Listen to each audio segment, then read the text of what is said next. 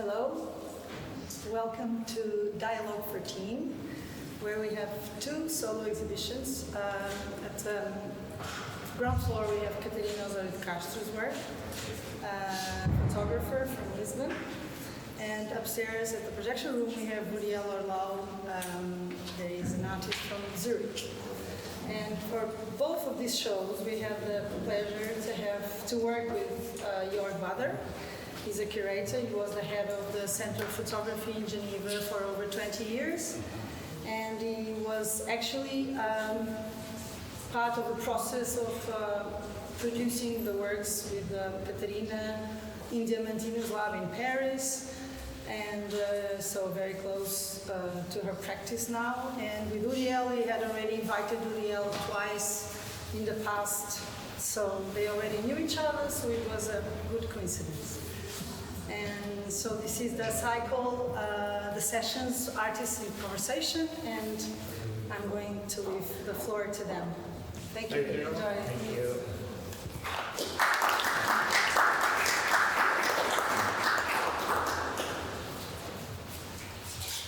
Hello, thank you very much, the artists, the public.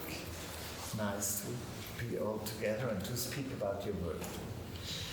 Now, the thing is that I'm confronted with an artist who is very on rational artistic practice, and you are much more intuitive with the feelings, with all the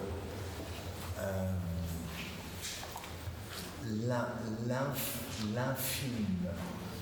the little thing that we cannot say in words and that it escapes but it touches us. And I think this is one of the qualities of your work.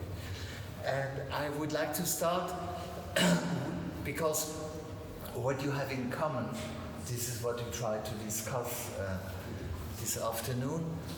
There are two subjects that you have in common: rocks and forests, or trees, or plants. And I would like to start with the plants, with the trees, and maybe a little travel in the past. So maybe you are more concerned than you, because it's already quite old. It's in 82.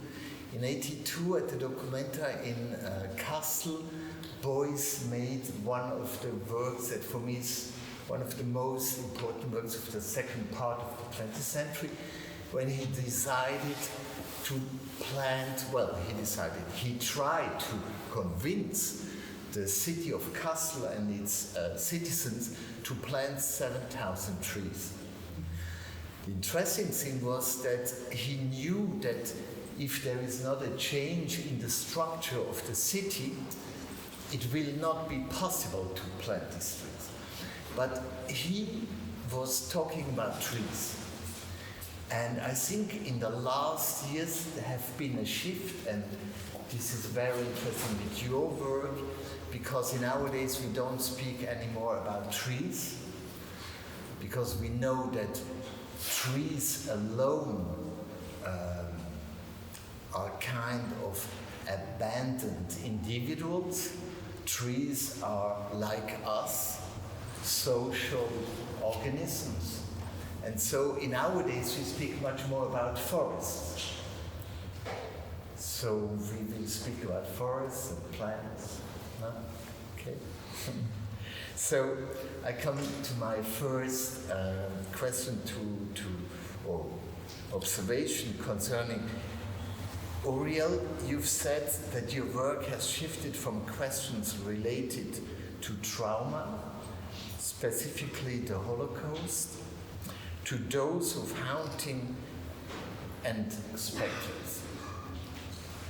For you, Catarina, spiritual questions, for example, terrorism, is very important for your work, thinking, and plays a decisive role.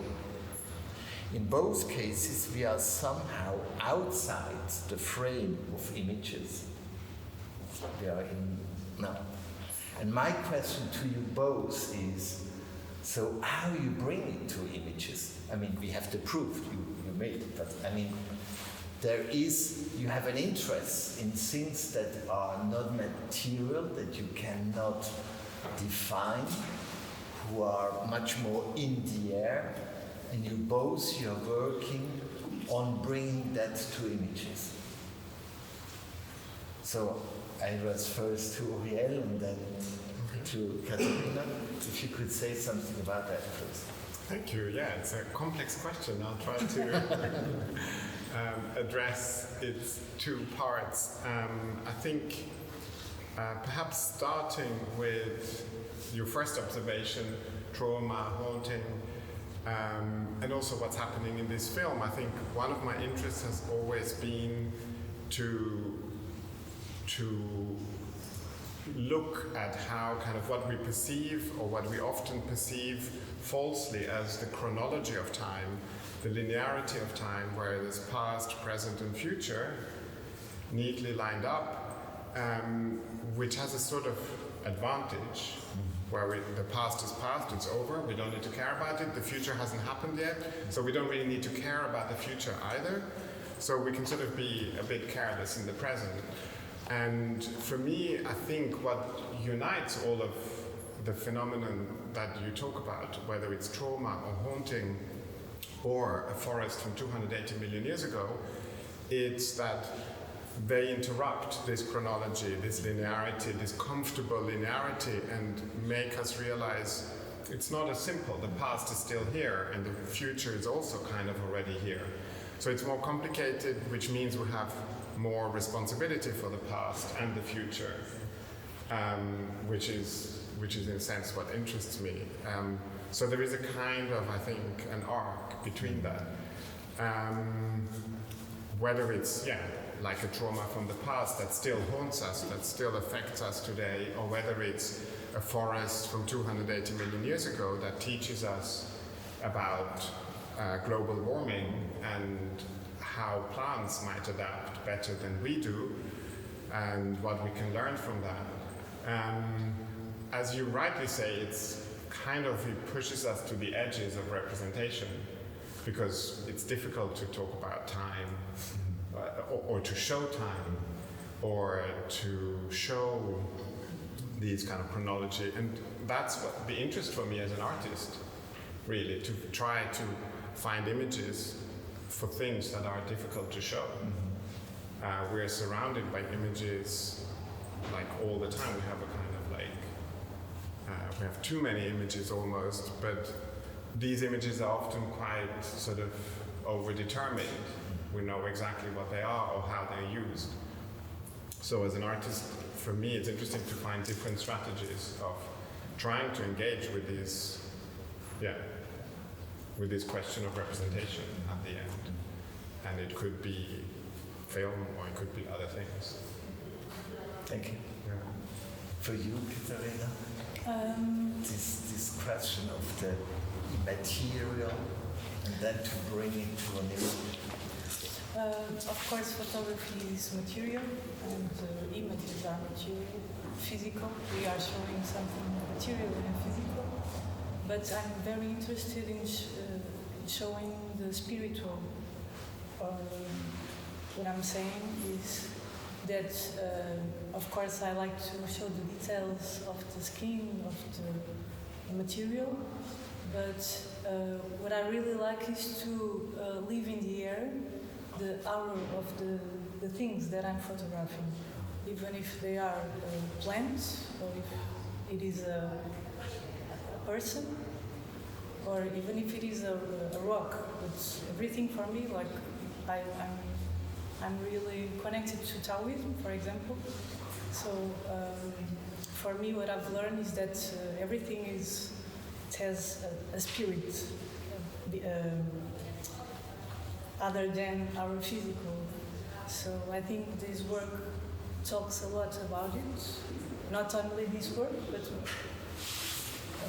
more in this work. And the connection between the nature and the human being, and that everything is a whole. Everything is the same thing. So that's why I call pod estrelas, interstellar dust. So that's why, because we are all the same as the stars, the composition. So it's like the idea that we came from one thing. So it's for me, one of the main images, main pictures of this show related to the title of your exhibition is exactly this picture on the right side. I suppose that it's rocks, it has water, and it gives the idea as it would reflect on the ground what is in the skies. exactly, it's Something that. like that. One thing very interesting is also that you probably saw in the show that Catarina worked in botanical gardens, and this is something that you both have in common.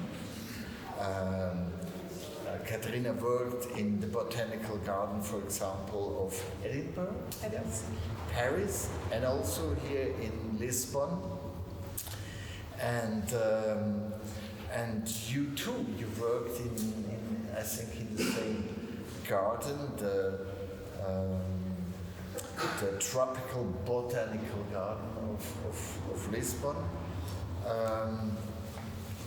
You have a completely different approach, I have the impression, about this situation of an architecture that protects the ground and that are growing things. But could you speak a bit about that, Catarina, your interest for botanical gardens?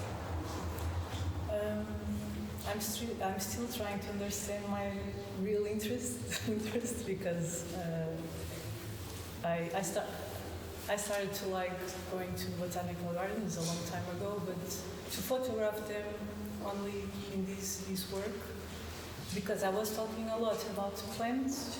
I wanted to fly on the world of the plants, to explore not only that, of course, of people also, the connection. But I always love botanical gardens, and the thing is, I think it's because I'm an architect as well, so I really love architecture and the greenhouses. I'm talking more about greenhouses now. That was my focus on greenhouses. I like the architecture, and I like the relation between the plants and the architecture, and the environment. And I really liked to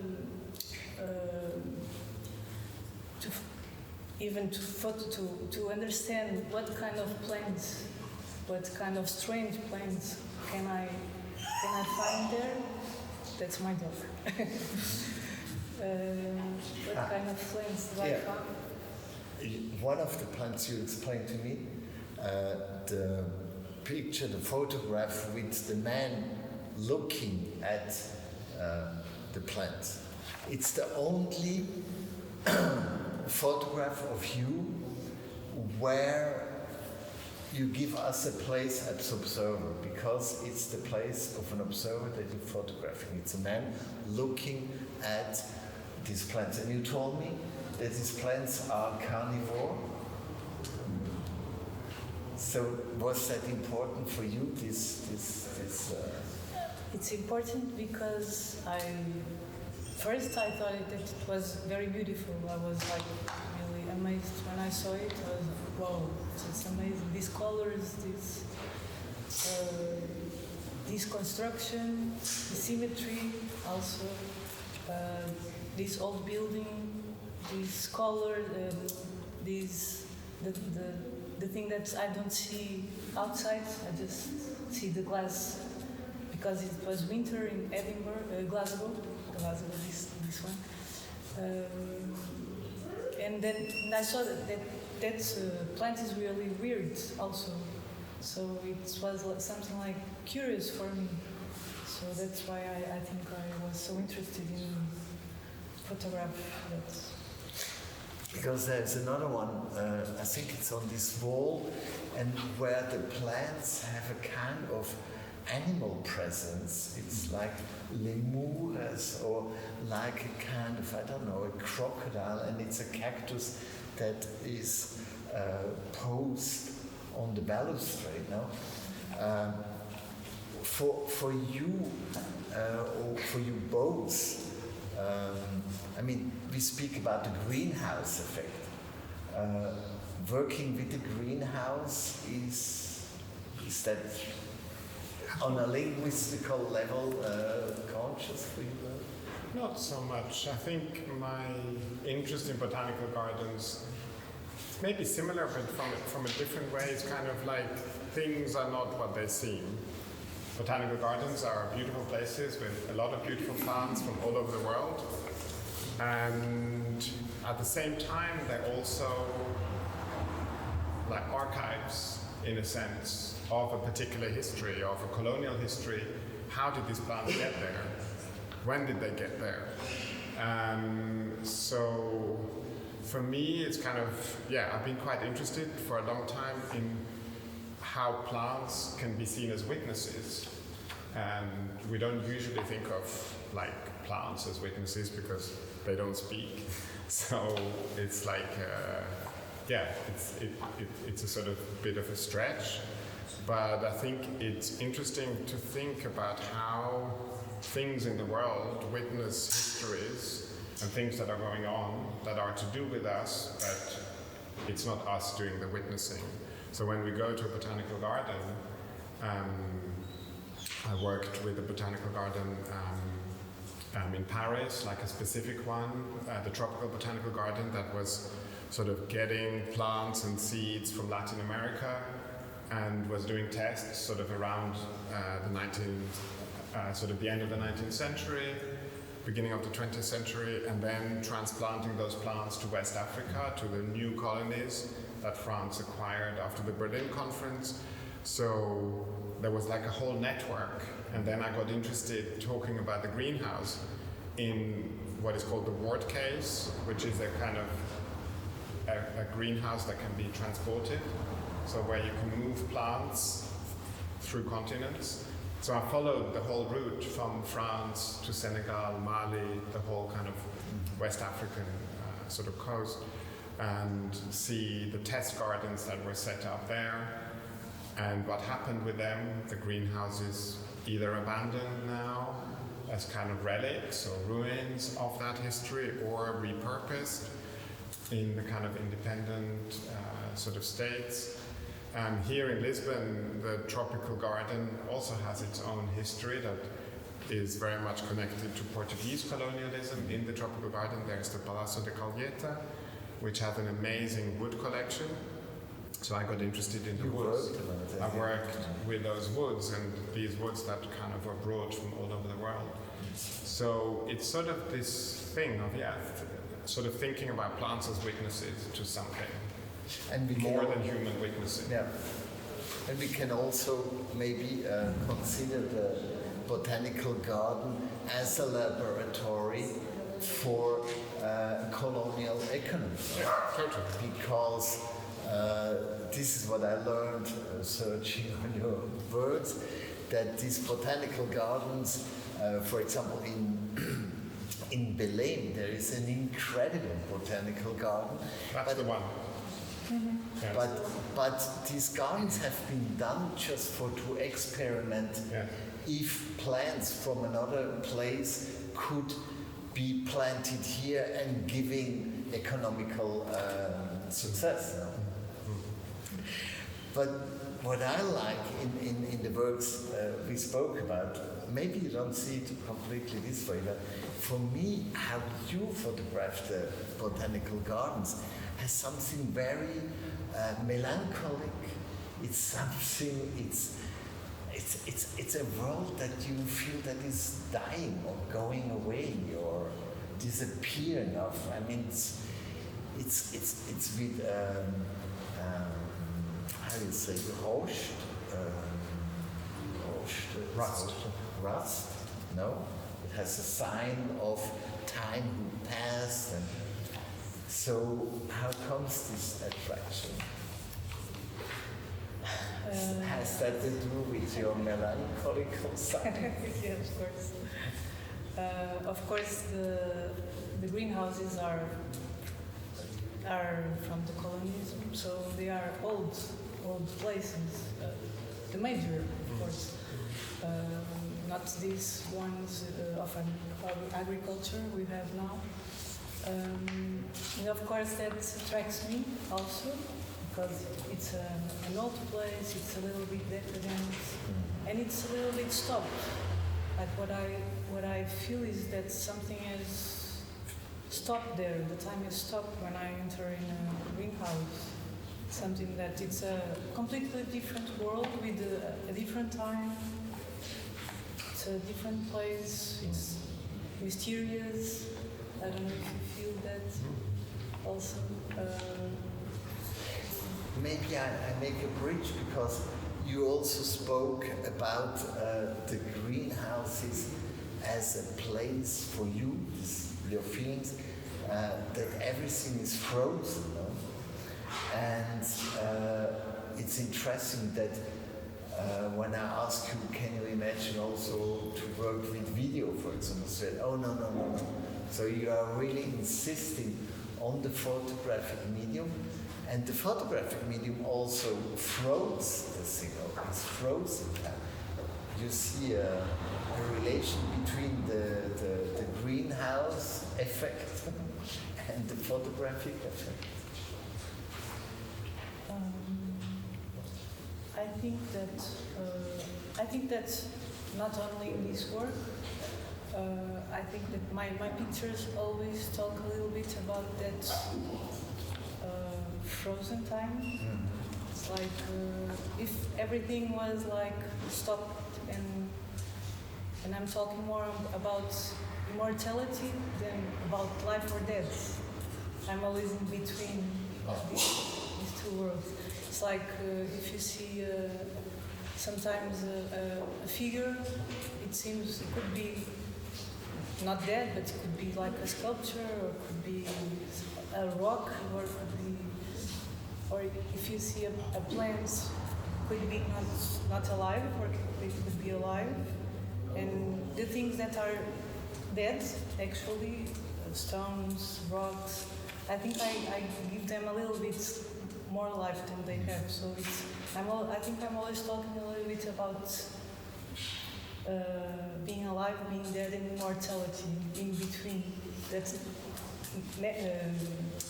you never die, actually. So you stop there and you stay there. There's also something to do with the movie with the video that you're showing here, no?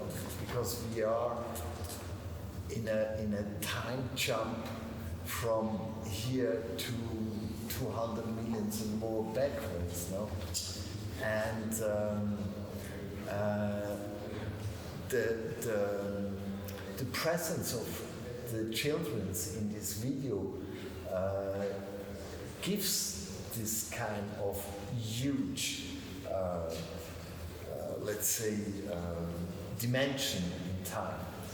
This was, of course, very important for you to work with these kids, no? Yeah, for me the kids are actually anchoring the film and us in the present, where the forest and the fossils sort of like speak about and come from 280 million years ago, when the first forest appeared because of climate change and the drying climate, and the kind of future that is done by climate scientists with modeling. So I'm using animation and modeling, using the data that the climate scientists have.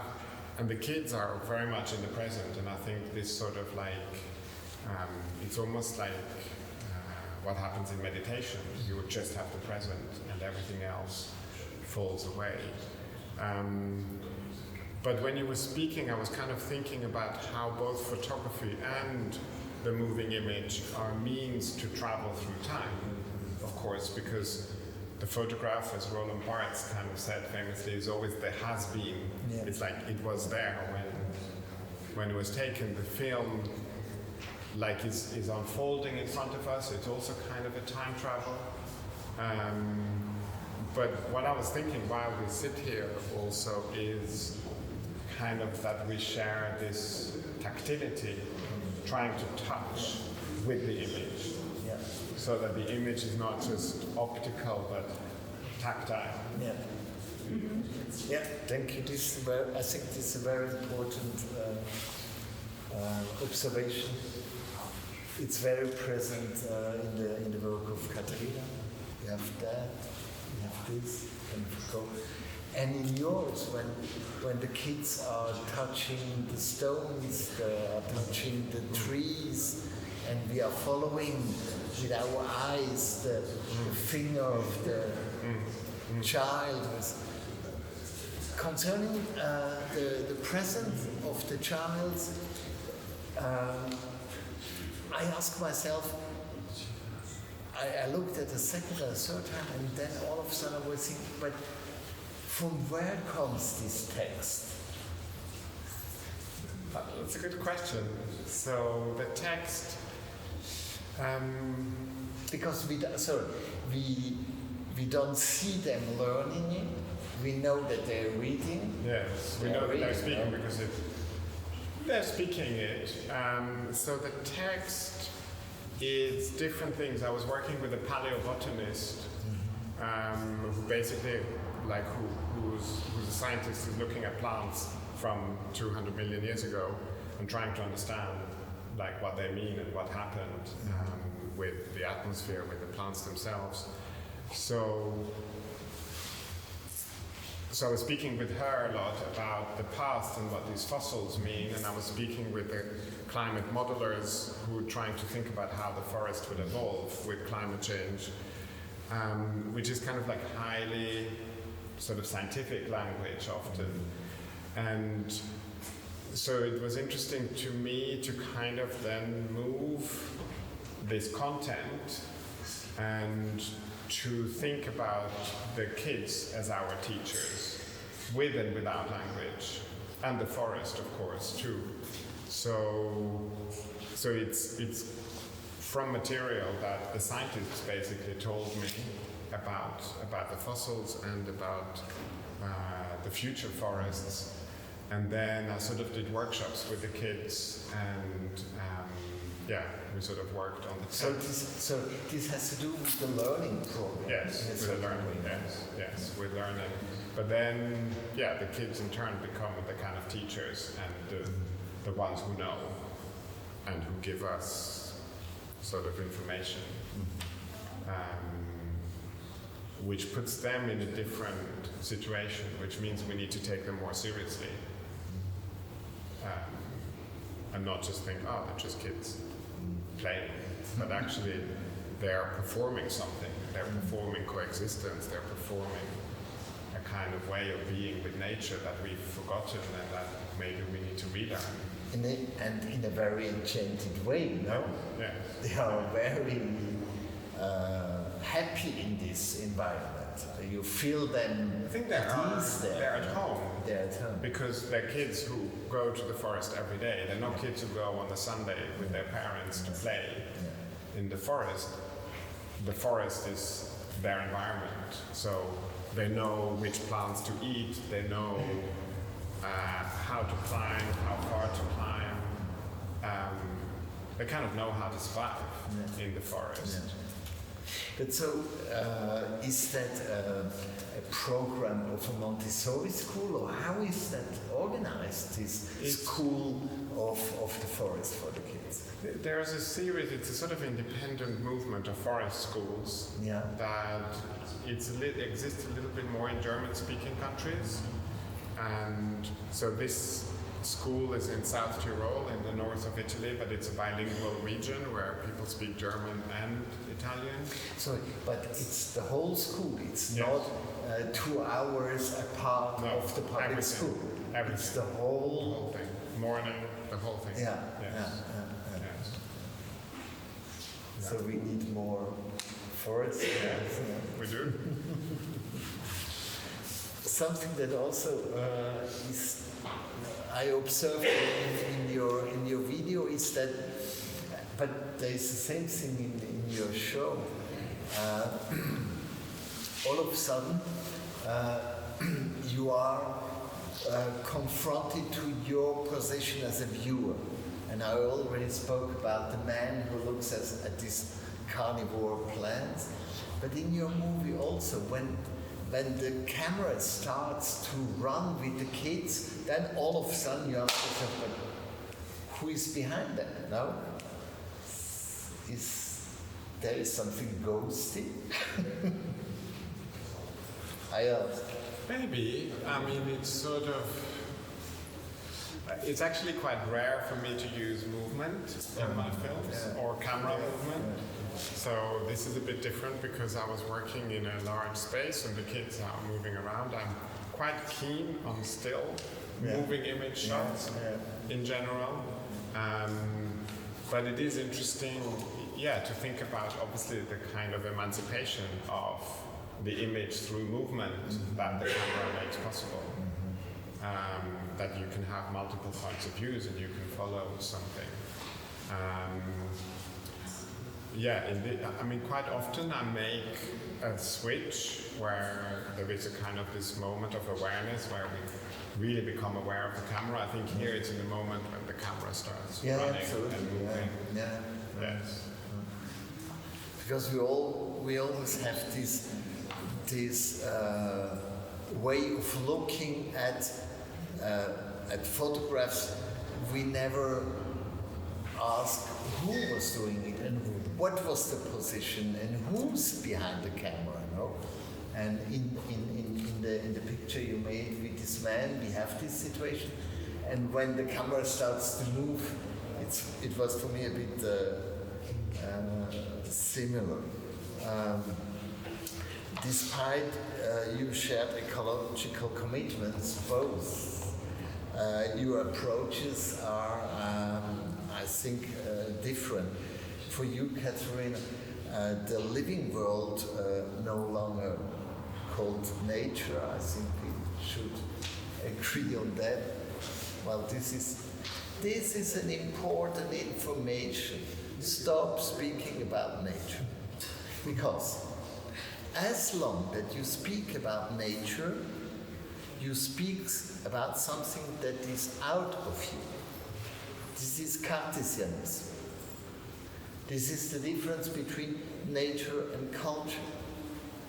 But we are nature.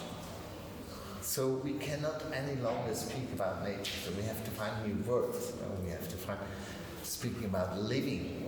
But I think this is on an anthropological level very important, that if we don't consider ourselves making part of, first, the earth as a living object, and second, equally with all the plants and the animals, we will have difficulties for the future if we don't go in there. So we stop speaking about nature, but my question to you is about the living world, plants and animals that you are photographing are objects of contemplation for you. What I understood, and when I see the plants, the sea, it's a contemplational way of approach. In your case, and we have that with the video upstairs, we have already lived through our future, we just don't remember it. The forest, by contrast, is an actor for you. So this is really a different approach. Could you both say a bit more about that, please? Who starts? That's a difficult question. Contemplation. I think I like that contemplation. Yes, of because it's something like meditative. Meditate. Yes. I have to think more about it. But I forgot the big question. Well, is for you maybe, for example, the living world, all is acting? Well, in Taoism, I have no idea about Taoism, I'm sorry, but all what constitutes this world is active or is passive? No, I think it's active, of course. But it's passive in another way, so it's like in the middle, I think. It's meditative. How can I say it in English? I think it's like a state in between, like when you are making meditation. Yeah. It's like what I connect with Taoism. Yeah. In Taoism, the meditation is about being here. I'm like in a whole, being more me, being my essence, real essence. Yeah. So, and in being the present. Being the present. I don't know if it explains. No, yeah. I understand that. And for you, a forest, a plant is much more an actor? Yeah, I guess I'm thinking about how often we've considered nature as a backdrop to our history, to our actions. We are active, we do things, we change the world, we have control, and we have like a scenery. And nature is the scenery, it's the stage, it's the backdrop. And I think moving forward, we have a problem with this attitude. We know what it's kind of leading to and what it's led to. We know that kind of considering nature just as passive, like maybe a resource to harvest, or maybe just something beautiful to see, like, but not really caring about it and not sort of encountering it as equal. Yeah. Is like leading to problems that we have now. So I guess for me it's interesting to think about how can we represent the living world or nature as actor, as active, as agents that have agency. I think for me it's not just acting, it's about agency. It's about the possibility to affect something. And I mean, we would not be here if it wasn't for plants. We would not have oxygen to breathe. We would not have food to eat. So the agency of plants is huge, like already to begin with. So for me, it's kind of like, how can we switch like a whole like worldview, I suppose, to consider, especially I think animals we see a little bit more active, but plants are like at the bottom. They're just... Well, at the bottom you have the stones. The stones, yes. But plants are kind of similar to stones because they're in one place. Yeah. They don't move. They don't move. And for us, action and agency is connected to movement. And so, of course, plants move in different ways and perhaps more slowly.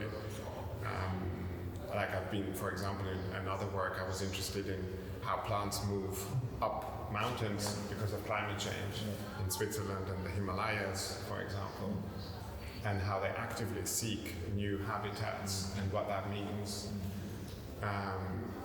So, yeah, it's just maybe not something we can see. So, again, it comes back to this question of representation and the limits of representation. It's difficult to show. It's difficult to make images.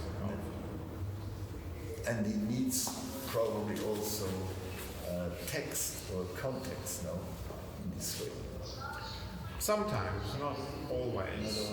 I mean, I'm thinking about, I did some work in South Africa in the botanical garden in Cape Town, the National Botanical Garden, and I found archival films from this botanical garden, which I worked with, where basically you see how the botanical garden and the plants were used for kind of promoting nationalism. So what could be called botanical nationalism, or even like South Africa's standing in the world during apartheid, where plants were not included in the boycott because nobody thought plants are political. So South Africa took part in the London, kind of in the Chelsea Flower Show, in the New York Flower Show, and was inviting botanists and scientists. So there was something called flower diplomacy, or what we could call flower diplomacy. And just looking at these images, it's kind of obvious, and it's shocking, and it sort of shows how plants have been instrumentalized and are part of these violent histories.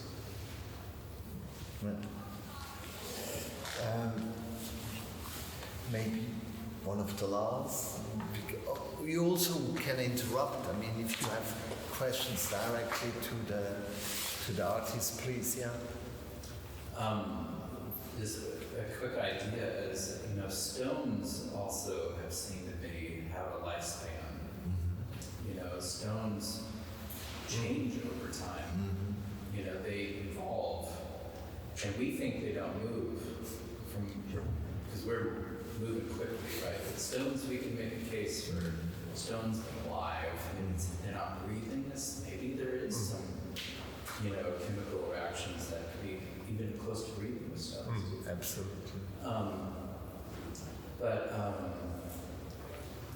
As you are speaking, I'd love to just hear more from Catarina about your engagement about spirituality and contemplation.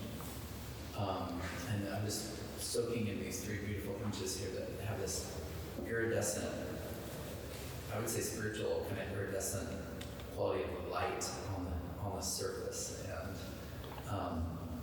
And they've been wonderful to just sit and look at these images while in this conversation. Could you speak a little bit more about that, what that is for you in this practice of contemplation and spirituality, looking at material things?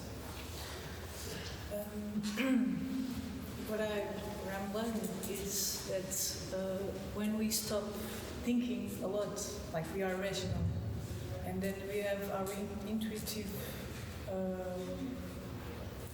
our intuition, and that's very different. And sometimes we think so much about everything, and we use so much our rational in this world and our society ask us to use it a lot, and we concern a lot. And when we stop doing that, I think we will feel more that intuitive thing. That's our. I think for me it's our essence, our true essence comes up. That's why I think meditation exists. It's when you stop thinking or try to, but it slows down, and everything that you don't see comes apart. And I think what I try to do with pictures, it's not rational when I'm doing, but I think for me it's important that behind that's something stronger. That's the thing that you don't see. Our spirit, or how do you want to call it? So can you make that, I'm trying to see the connection between meditation and then the photograph, the material photograph. What's the connection there? Is it your process? Are you in a state of meditation while you're taking them? Is it, are you using your intuition to choose where you point your camera and how you set it? Yeah, well, I think what I like about photography is the action is when I stop thinking. Of course, we're always thinking, of course, but you don't stop thinking. But when I'm in that second, I'm just photographing what I feel, what I see, I'm not thinking a lot. That's why I like to photograph. It's like I'm not there physically. I'm just more intuitively. When I listen to you both, I have the impression that to see better the world in which we are living, you have kind of strategies to take you off of this time rush in which we are living, both in a different way. But we can say maybe that this is something that you share, no? Yeah, I think so. That's a good place to end. Sorry? Maybe that's a good place to end. Yes. Yeah. Maybe there are other questions or commentaries. Yeah. Okay. We find it. Thank you. Extract yourself.